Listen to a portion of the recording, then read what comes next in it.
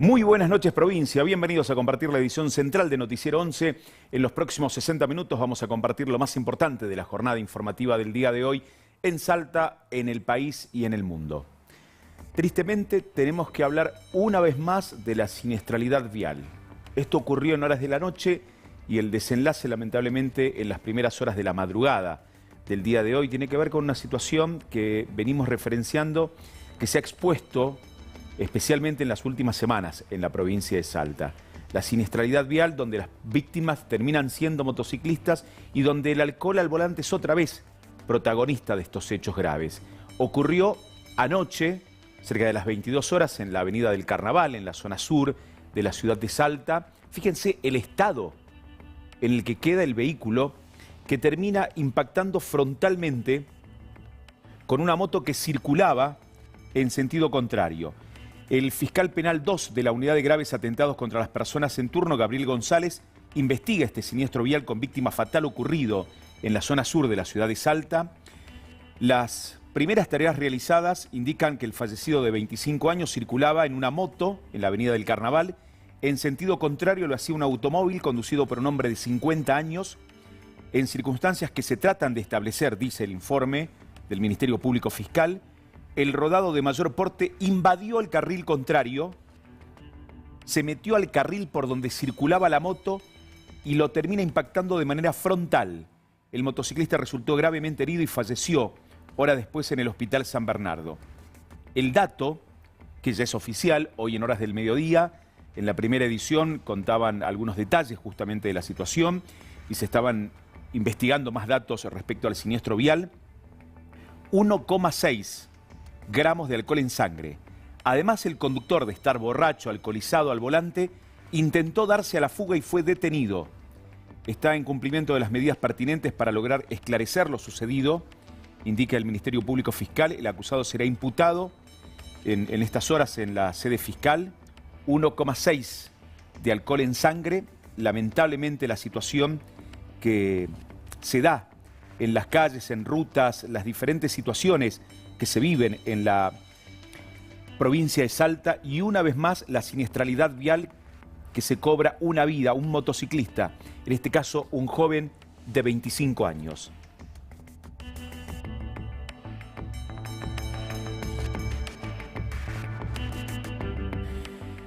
Vamos a tratar de ponerle nombre, apellido, que no sean solamente un número.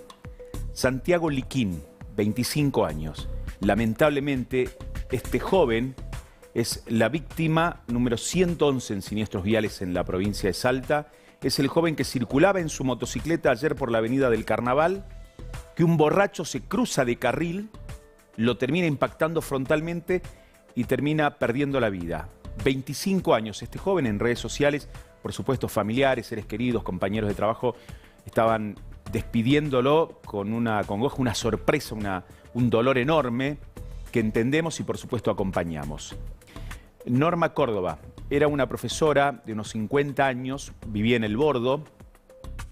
Ella estaba junto a otra docente haciendo lo que hacen muchos docentes que tienen que recorrer diferentes localidades para ir a cumplir con sus trabajos. Esto fue en junio del año pasado. Estaba en la ruta Sendedo, una pareja tiene la gentileza de subirlas a un vehículo y trasladarlas en la ruta. Cuando estaban circulando por la ruta se encuentran con 2 caballos que habían sido abandonados por sus dueños. Esta docente termina perdiendo la vida en el lugar. Este hecho, que recordamos estas imágenes de nuestro departamento de archivos, que justamente nos recordaban las imágenes del ocurrido en junio del año pasado. Norma, profesora de educación física, oriunda de El Bordo. Tanto ella como la compañera habían sido levantadas por un automovilista cuando hacían dedo para viajar hasta su lugar de trabajo. El fiscal penal 2, Gabriel González, requirió juicio ante el juzgado de garantía 7 para Jesús Gregorio Burgos como autor de los delitos de homicidio culposo y lesiones graves culposas, 2 hechos en concurso real. En el requerimiento, González expone los informes médicos, el informe pericial realizado en el lugar y todas las medidas producidas durante la investigación penal preparatoria, las cuales constituyen el grado de convicción suficiente para solicitar que la causa sea elevada a juicio. Junio de 2024, en Paraje El Prado, kilómetro 1143 en la Ruta Nacional 34. El automóvil donde viajaban un hombre y dos mujeres colisionó con 2 caballos propiedad del acusado. Como resultado, una de las mujeres falleció, la docente. Las otras 2 personas resultaron gravemente heridas y tuvieron que ser trasladadas en código rojo al Hospital San Bernardo. Coincide lamentablemente en el día de hoy una muerte por siniestros viales en la zona sur de la ciudad de Salta con este hecho ocurrido en el mes de junio del año pasado y el pedido de elevación a juicio al propietario de esos animales que estaban deambulando por la Ruta 34.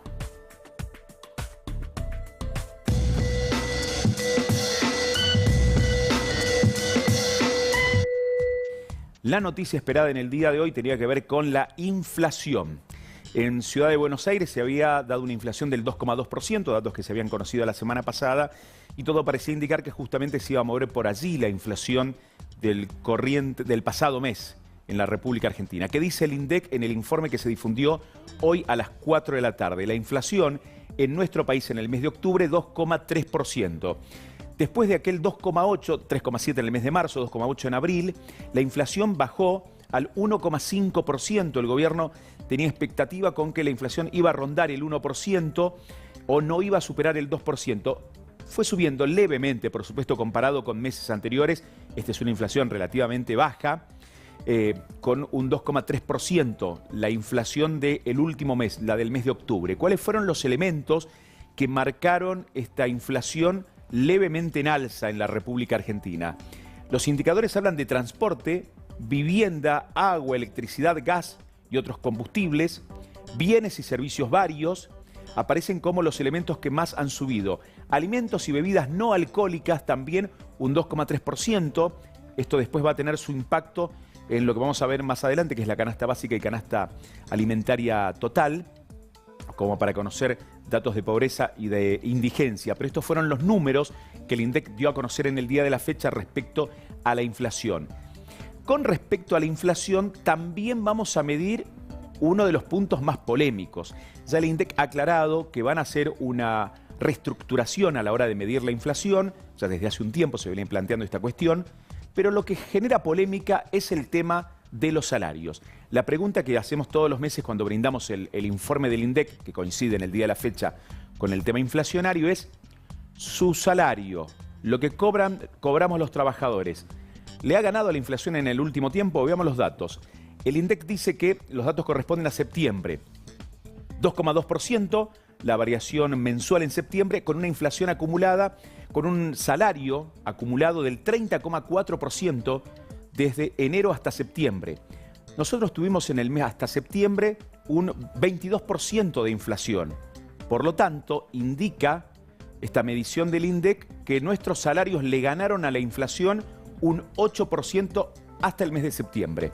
Pero lo más llamativo de todo esto, 1,4% del sector privado registrado, el sector público sigue en caída libre, 1,1%, donde equilibra el INDEC los números y muestra que los salarios le ganaron a la inflación.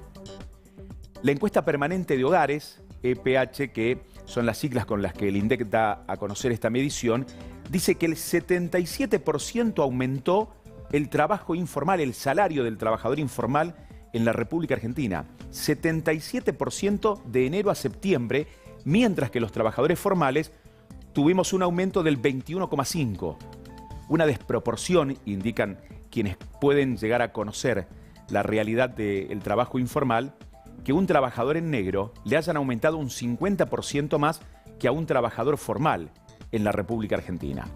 Más de los datos del INDEC por estas horas.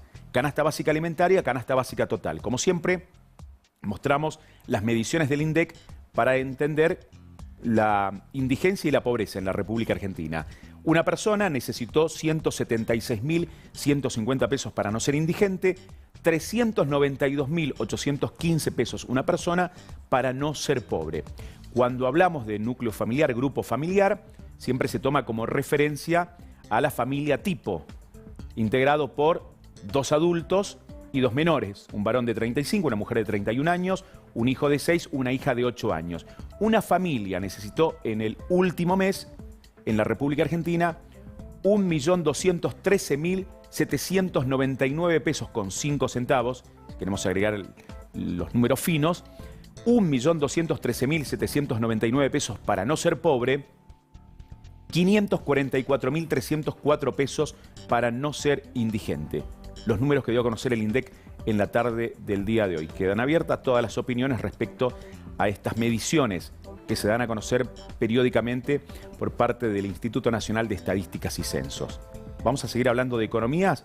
De economía, en este caso, habló Domingo Felipe Cavallo. No es que reapareció Cavallo, viene hablando ya desde hace un tiempo, lo hace a través de la Fundación Mediterráneo, lo hace también a través de algunos dossiers, algunos comunicados, informes. En la mayoría de ellos ha cuestionado algunos aspectos de la política económica del gobierno nacional. Hoy también hizo lo mismo.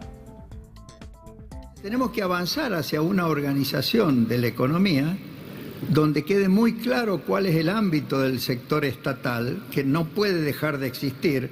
O sea, la idea del anarcocapitalismo es una mala idea. Ningún país del mundo tiene un sistema anarcocapitalista. Todos los países del mundo tienen un sector estatal que cumple una serie de funciones y que hay que financiar a ese sector estatal.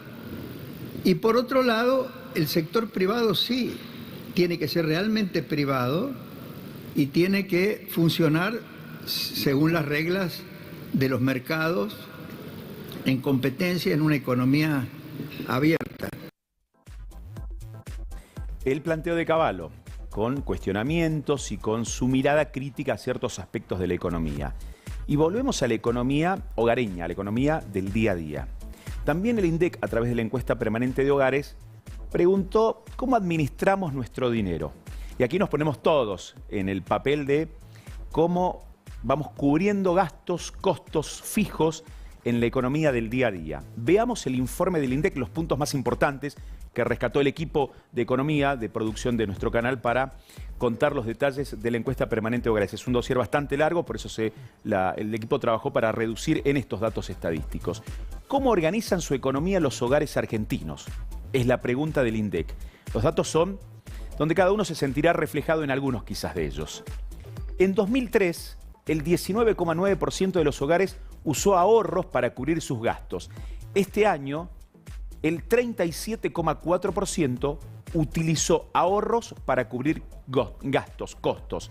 ¿Se acuerdan que estuvimos en algún momento también entrevistando hasta algunos arbolitos que nos contaban, y algunos de ellos también nos referenciaban esta semana, que mucha gente va a vender sus dólares, no van a comprar dólares a los arbolitos, van a vender los dólares para cubrir gastos de pagos de sueldo, en el caso de empresarios, algunos comerciantes, y también para gastos fijos, gastos corrientes.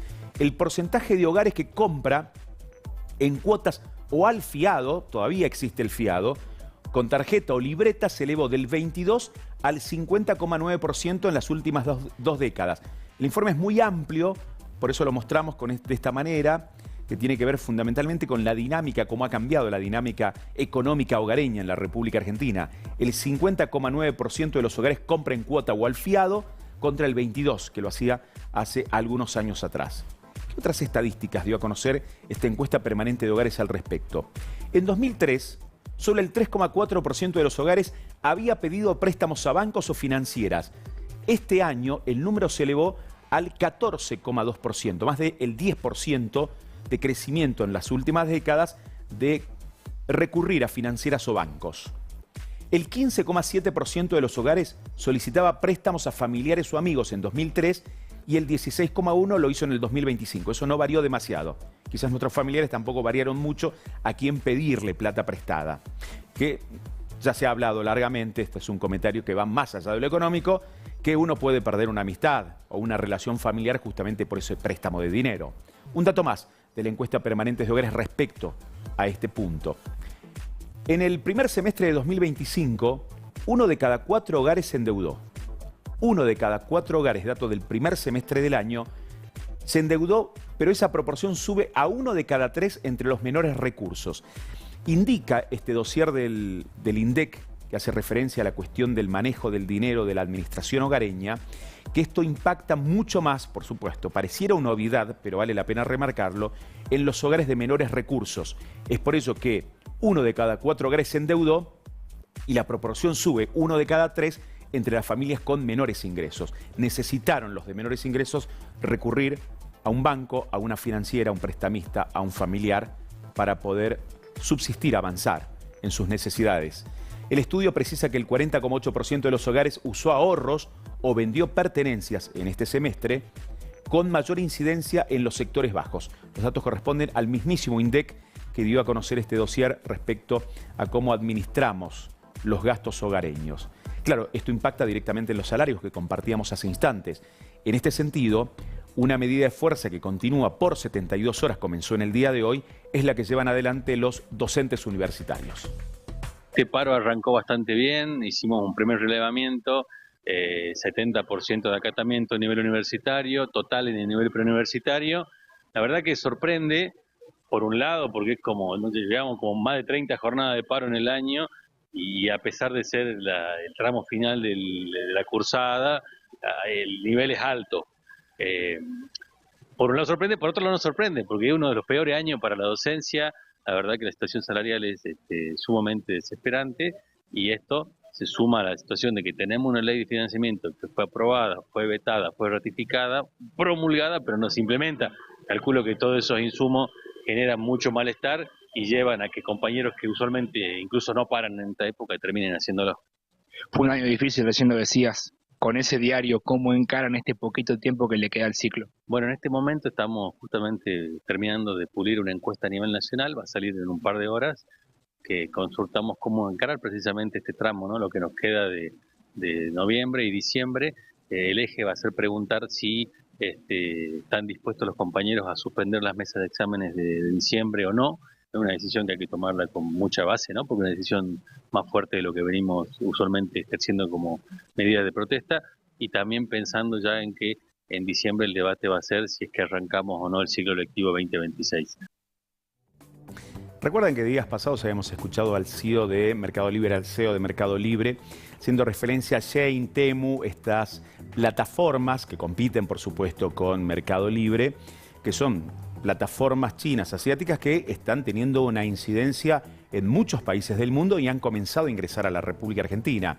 Posteriormente, el propietario, creador de Mercado Libre y Mercado Pago tuvo un cruce en Twitter con el diputado Miguel Ángel Pichetto. Respecto a, ahora sí necesitas el Estado, resulta que ahora sí pedís la regulación del Estado, pero hoy Pichetto anunció un proyecto que presentará próximamente para que se debata en la Cámara Baja Nacional. Una iniciativa en el Congreso que fija un arancel del 30%, desde el punto de vista de la retención que el Estado argentino tiene que hacer a todos los productos que ingresen por plataformas, que vengan del extranjero y que compiten de una manera realmente muy desleal, porque estas grandes multinacionales de las plataformas, especialmente las chinas,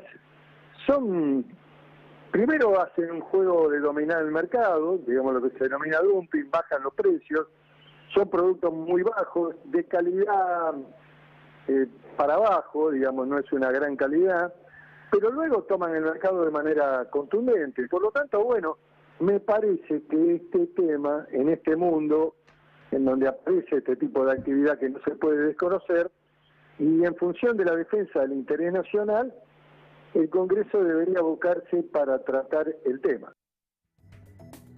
¿Cómo votará este proyecto de Pichetto, por ejemplo, el bloque del PRO? Porque a propósito, reapareció Mauricio Macri con algunos mensajes, con aparición en redes sociales, y además una convocatoria para reunir a los dirigentes y legisladores del PRO, los que no se fueron abiertamente con La Libertad Avanza. María Eugenia Vidal fue una de las voceras. Después de la reunión, aquí en Salta tuvo una importante cantidad de votos. El PRO colocó diputados, concejales en la capital salteña, también en algunas localidades del interior. ¿Qué va a pasar con este espacio político en la Argentina? En este PRO fuerte, en este PRO independiente, que apoya lo que está bien, pero también señala lo que falta y se construye a sí mismo como alternativa, nosotros en el Congreso a partir del 10 de diciembre, tanto en el Senado como en diputados vamos a tener un bloque propio, un bloque independiente, nosotros vamos a tener un bloque de diputados del PRO como lo tuvimos los últimos 2 años, que represente las ideas y los valores del PRO. Porque el PRO es un partido independiente, autónomo, que por supuesto siempre, como lo dijo Mauricio, va a hacer lo correcto sobre lo conveniente. No va a especular, va a acompañar lo que esté bien y va a acompañar lo que sea bueno para la gente, sobre todo en el programa fiscal del gobierno, el programa macroeconómico que coincide con nuestras ideas. Ahora, en aquello que no, también lo va a decir. ¿Y qué van a hacer algunos libertarios que se han mostrado distantes? Armaron bloques distintos, inclusive en la Cámara de Diputados. ¿Qué va a hacer Victoria Villarruel en esta nueva etapa donde el electorado consolidó, avaló en un porcentaje importante al gobierno nacional? ¿Qué va a hacer en el Senado? Habló de Villarruel, Patricia Bullrich se va a reunir en las próximas horas. ¿Cuál es su relación con la vicepresidenta? O sea, con quien maneja el Senado, con Victoria Villarruel.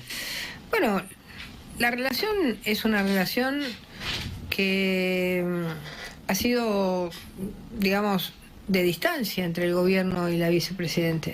No solo de Patricia Bullrich, de todo el gobierno. De todo el gobierno, porque ahora a mí me toca un rol institucional y lograr que el Senado funcione y funcione ayudando a las ideas que nosotros representamos, que son las ideas por las que ella está en ese lugar.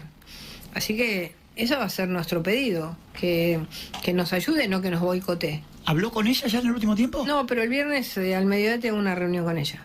¿Se la pidió usted? Me llamó el secretario parlamentario y me dijo que yo tengo que ir a hacer justo los trámites, hay que hacer unos trámites, presentar unas fotos, qué sé yo. Así que me dijo que la vicepresidenta quería hablar conmigo, así que el viernes al mediodía voy a estar ahí. ¿Es optimista? ¿Cree que va a colaborar con las ideas que la llevaron a ese lugar? Yo espero que sí. Igual, si uno construye una mayoría, el presidente del Senado tiene que conducir. Claro. ¿No le preocuparía mucho eso? No, prefiero que colabore. Siempre es mejor. Siempre es mejor que colabore, que nos haga las cosas más fáciles. Está más, obviamente, con la cabeza puesta en su futuro rol de senadora nacional. Va a tener un rol clave allí Patricia Bullrich. Mientras tanto, es ministra de Seguridad de la República Argentina. En estas horas se ha hablado mucho de la cuestión seguridad, especialmente en zona de fronteras. Volvió, en realidad, el debate de la cuestión de zona de frontera, temas que hemos hablado largamente en nuestro programa. Mostrábamos cómo se había planteado en la Cámara de Diputados de la provincia ya la semana pasada y se ratificó en las últimas horas el pedido de una ley de derribo. El diputado Gustavo Orozco subió a una avioneta y en la misma hizo el trayecto desde la zona fronteriza hasta Rosario de la Frontera, manifestando que el 95%, esa estadística no la conocía sinceramente, el 95% de la droga que ingresa al país, decía el legislador sureño, ingresa de manera aérea a la República Argentina. Así que nos imaginamos, si la cantidad de droga que se secuestra en tierra, son los números que damos a conocer, la cantidad de aviones que surcan el cielo salteño, jujeño, pasando desde Bolivia hasta el territorio argentino y de esta manera hacen este vuelo de drogas o de narcotráfico. Estas imágenes se difundieron en las últimas horas en sus redes sociales, pero ayer en la Cámara de Diputados se volvió a ratificar el pedido de una ley de derribo.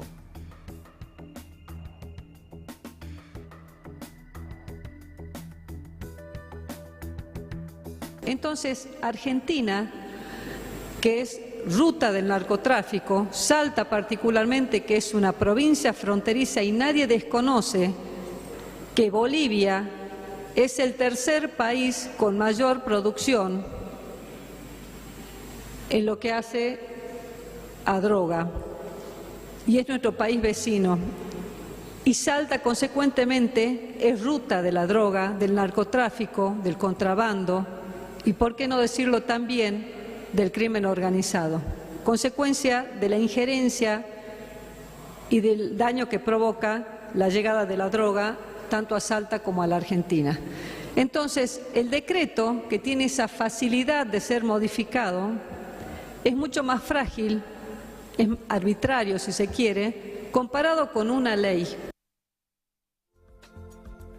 Abel Cornejo, ¿cómo estás? Buenas noches, bienvenido. Un gusto de estar contigo.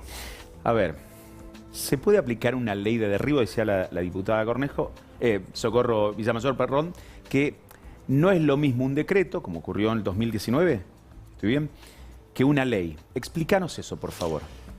El decreto 2019 era sobre radarización. Bien. Ley de derribo sí o sí requiere discusión en el Congreso Nacional, modificación de la Ley de Seguridad Interior y darle participación a la Fuerza Aérea, y además hay que tratar, que puede ser en la misma o en otra ley, la incorporación definitiva, y ojalá que sea para siempre, con modernización de lo que es la radarización, porque sin radarización no puede haber ley de derribo. Claro. Tienen que ir de manera muchas lucecitas de colores, sí, pero justamente eso es lo indicativo desde tierra para que despeguen los aviones.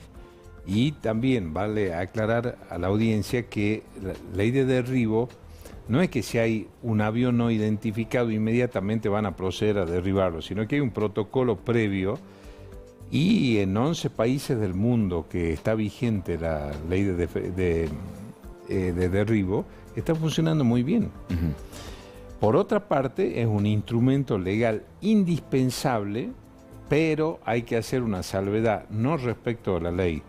Eso requiere de dos cosas. Una, de una decisión política, claro, en primer lugar, y otro, que hay que hacer una inversión allí, ¿no?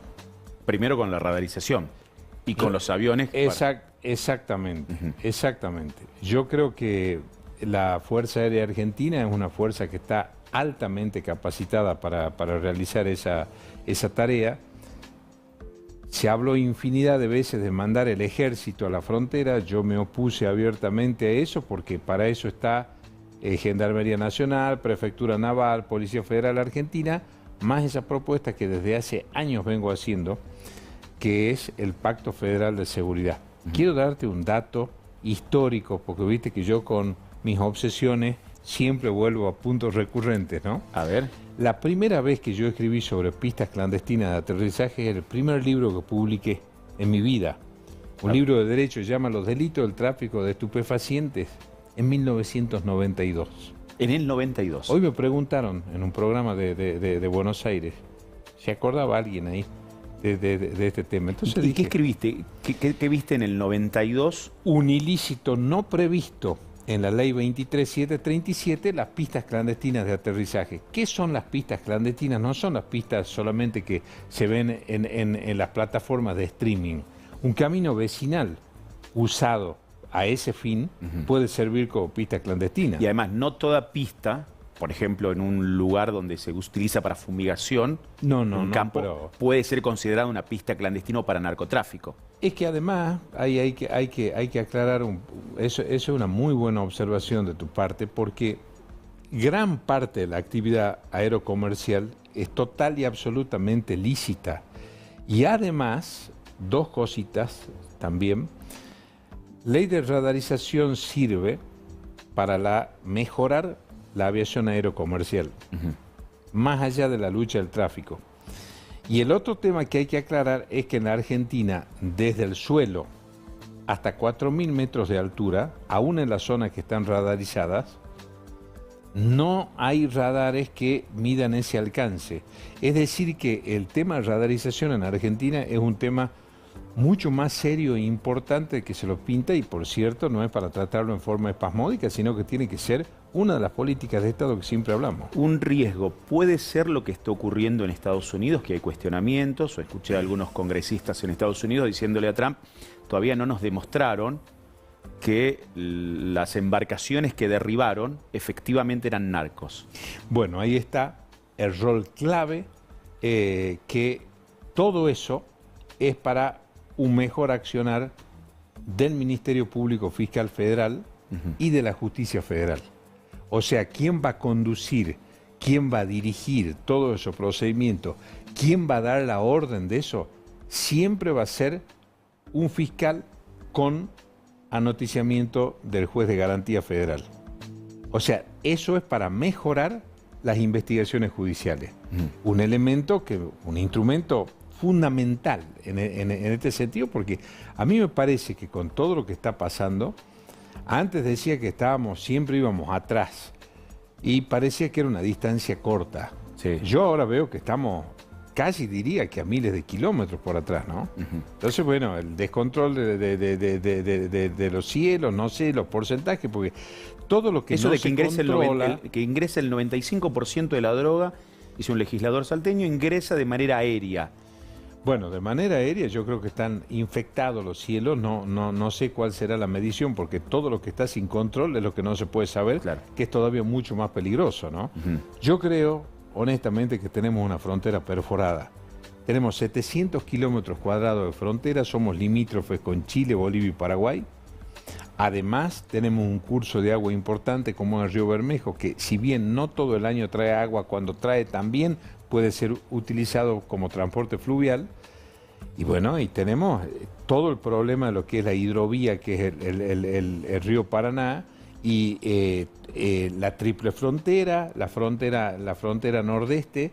Es decir, que son varias las regiones del país donde se dijo también que la droga esta que cayó en Rosario de la Frontera, que dicho sea de paso, cayó droga al cielo, había droga enterrada abajo. Claro. O sea, ya son cosas de una gravedad inusitada. Pero además, este tema de no solamente ver de dónde procede esa droga, que por cierto es importantísimo, pero no nos olvidemos que nosotros ya no somos un país de paso, ¿no? Claro. El consumo genera otros problemas muy graves. El consumo y el tráfico, las dos cosas. ¿Te puedo aprovechar un segundo más? Sí, señor. Porque hoy sos columnista. No me tocó, por diferentes circunstancias, si no seguramente lo habría hecho, tener que cuestionarte cuando eras juez. Ajá. ¿Cómo habrías tomado un cuestionamiento periodístico? Juez, procurador... ¿Cómo habrías tomado un cuestionamiento? A mí me han cuestionado muchísimas veces. Yo siempre dije que el límite de eso es la injuria o la calumnia. Pero además lo tengo por escrito, que es mucho más grave el tema en ese sentido. Yo tengo por escrito que sin libertad de prensa no hay democracia. En Tucumán hubo una decisión de la justicia que no permite a un medio de comunicación puntualmente expresarse, cuestionar a integrantes del Poder Judicial. ¿Qué mirada tenés al respecto? A mí no solamente me sorprendió ese fallo, sino que como sin prevaricar, que es el mal desempeño de los jueces, se puede sacar una decisión de esa naturaleza de manera genérica y aparte poner una libertad acotada y una libertad a plazo fijo que deja de ser libertad, es decir, por 6 meses no podés hablar ni criticar. Dentro de 6 meses veremos. Bueno, me parece también que en esos lugares que nadie está libre de todo eso, eso va para todo el país. Como dice el Evangelio, el que quiere oír, que oiga. Sí.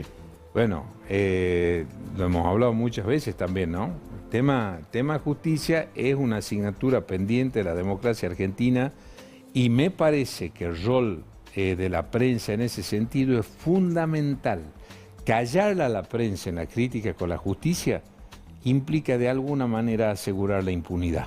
Y ya que estoy, te hago una última, ya viene Leo con el deporte, pero mientras ibas comentando pensaba en un proyecto de ley para modificar una vez más parcialmente la Constitución salteña. Lo hizo el senador D'Andrea. Quiere que no haya fueros, salvo obviamente el rol estrictamente legislativo. ¿Otra vez se puede modificar la Constitución? ¿Se puede incluir algo de la justicia en una eventual modificación de la Constitución salteña? Había un término que utilizaban las señoras de antes que decía Dios nos libre, ¿no? Yo nunca estoy a favor de las reformas constitucionales por principio, ¿no? Nunca. Y además, me parece, lo respeto y le tengo un gran afecto al senador D'Andrea, y además que eso es la libertad, todo el mundo puede proponer lo que se le dé la gana. Ahora, en las cámaras legislativas hay que son siempre presente que son los jueces de quienes las integran. Por eso un poder independiente del poder legislativo.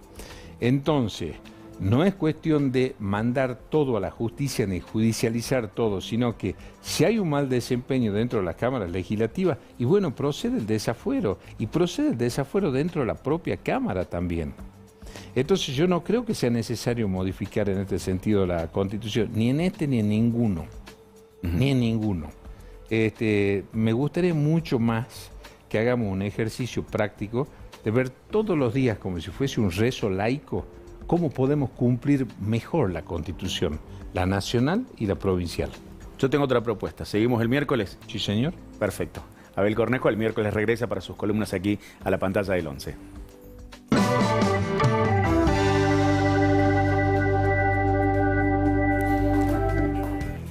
Así continúa el pago de pensiones y jubilaciones. Las no contributivas se están abonando el día de mañana, documentos terminados en 6 y 7, y culmina con documentos terminados en 8 y 9 el próximo día viernes.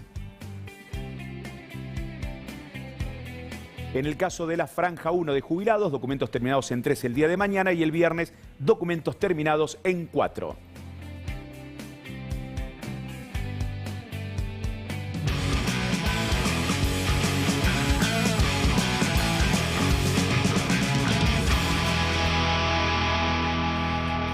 Leonardo de Stefano. ¿Cómo andamos? Hace tantos años sin verlo. ¿Cómo le va? ¿Tanto tiempo? Bien? Muy bien, muy bien. Bueno. ¿Cómo pinta la jornada de día miércoles? Eso me hace acordar. Bueno, no, bien. Viste que Abel Cornejo tira frases... Es verdad, sí. Tira frases de lo que cómo se decía antes, por ejemplo. No, me hace acordar cuando le dijeron, era el cumpleaños de Dalí.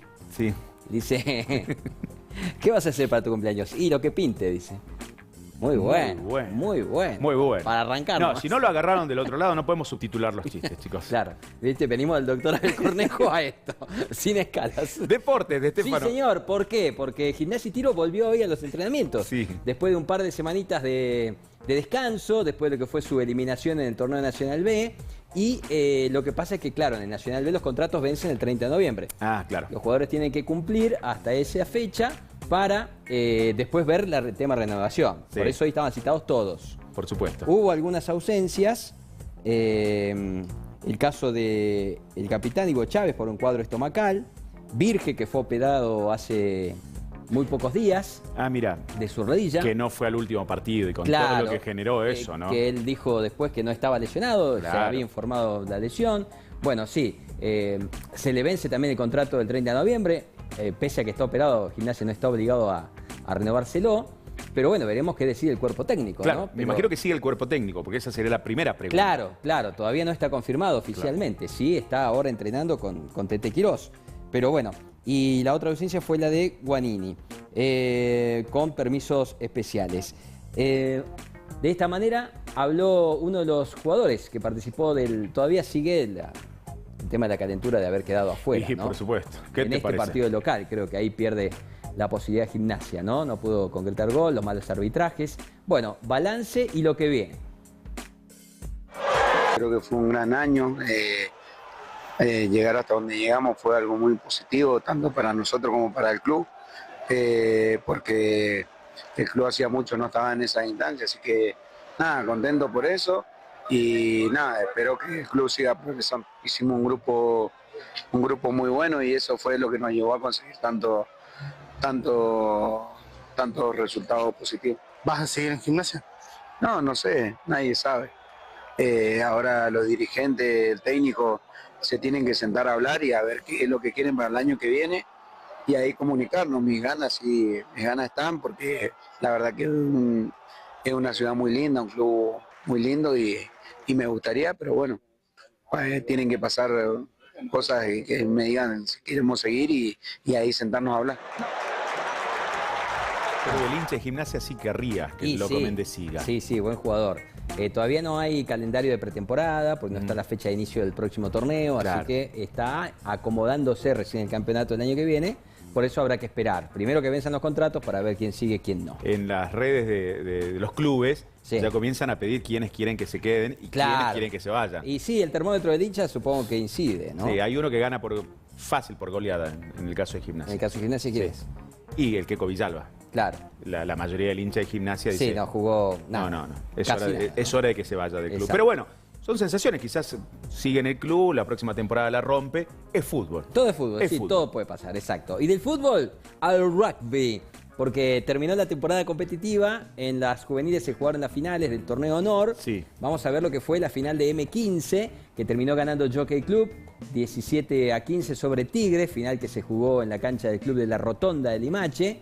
Y de esta manera se consagró campeón en esta categoría. Ya había sido campeón en M16, también el Jockey Club, mientras que en la categoría M17, Gimnasia y Tiro fue el campeón de la temporada. Un torneo que, por supuesto, apuesta al semillero del rugby salteño. Recordemos que lo que sigue en competencia ahora es el torneo argentino de selecciones juveniles, donde está participando Salta con los Mayuatitos. Claro. Se vendrá la fase que se va a jugar en la provincia de San Juan. Que tuvieron muy buenos partidos, el último triunfo con Mendoza. Claro, por ejemplo, por ¿no? supuesto, exactamente. Así que le queda enfrentar a Tucumán, equipo muy Chivo. fuerte y poderoso, como Claro. siempre.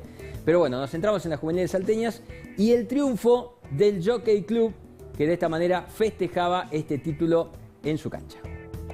La bocha que se lo ganamos por la actitud, ante todo. Comenzamos bien, más o menos, jugando en la 22 ellos, después nos empezaron a meter atrás.